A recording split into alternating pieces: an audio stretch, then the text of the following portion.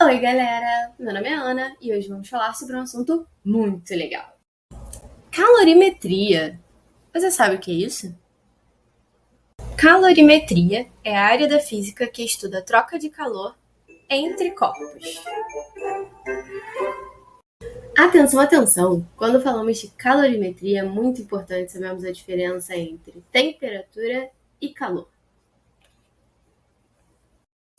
Temperatura é o grau de agitação das moléculas. Falamos que algo possui menor temperatura, que está menos quente, quando tem um menor grau de agitação das moléculas, como podemos observar na parte 1 da nossa. Falamos que algo possui maior temperatura, está mais quente, quando existe um maior grau de agitação das moléculas, como podemos observar na parte 3 da figura. Agora, já sabemos que temperatura é o grau de agitação das moléculas. Mas e o calor? Quando colocamos uma bebida quente em um copo, podemos observar que o copo vai ficando quente. Mas por que será que isso acontece? O líquido está mais quente que o copo. Então a energia desse líquido vai sendo transferida para o copo e por isso ele fica quente. Essa energia em movimento é exatamente o que chamamos de calor. Então, calor é a energia térmica em movimento. Acontece devido à diferença de temperatura, sempre do corpo com maior temperatura para o corpo com menor temperatura. Mas e se a temperatura dos corpos for igual?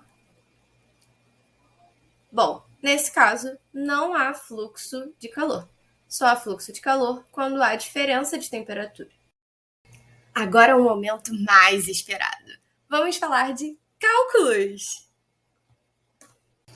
Os conceitos que vimos até aqui se relacionam da seguinte forma: quantidade de calor é igual a massa vezes calor específico vezes a variação da temperatura. Já falamos sobre a quantidade de calor e sobre a variação de temperatura. Agora vamos falar um pouco sobre a influência da massa e do calor específico. Podemos reescrever essa equação como Q igual a mc, temperatura final, menos temperatura inicial. A variação de temperatura também pode ser escrita como ΔT. Temos algum cozinheiro por aqui? Se você esquentar água para fazer um miojo ou passar um cafezinho, acho que já vai conseguir me responder essa. Colocamos 2 panelas de água para aquecer. Em uma colocamos muita água e na outra colocamos pouca água. Em qual panela a água vai ferver primeiro? Isso mesmo, né? Com pouca água.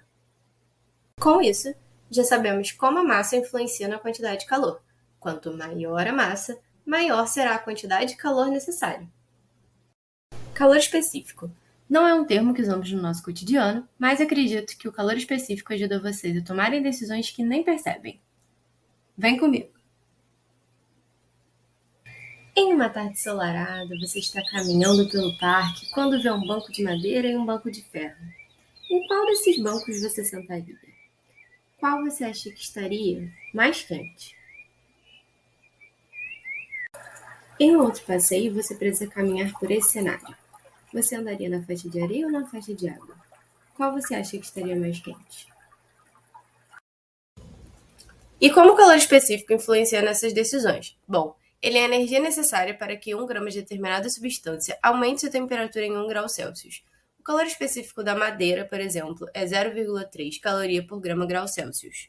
Isso quer dizer que eu preciso de 0,3 caloria é a nossa medida de energia, então eu preciso de 0,3 de energia para que 1 grama de madeira aumente sua temperatura em 1 grau Celsius. Voltando às situações. Na situação 1, comparamos a madeira e o ferro. A madeira possui calor específico 0,3, enquanto o ferro 0,1. 0,3 é 3 vezes 0,1, o que quer dizer que a madeira precisa de 3 vezes mais energia que o ferro para aquecer. Portanto, provavelmente, o banco de ferro estaria mais quente que o banco de madeira. Na situação 2, comparamos a água e a areia. A água possui calor específico 1, enquanto a areia 0,2. 1 é 5 vezes 0,2, o que quer dizer que a água precisa de 5 vezes mais energia que a areia para aquecer. Portanto, provavelmente, a areia estaria mais quente que a água. Em resumo, quanto mais energia uma substância precisar, mais difícil será torná-la mais quente. Então, quanto maior o calor específico, mais difícil será aquecer o material. Sabemos que temperatura é o grau de agitação das moléculas, que calor é energia em movimento, que calor específico é a energia necessária para aquecer um determinado material e como tudo isso se relaciona.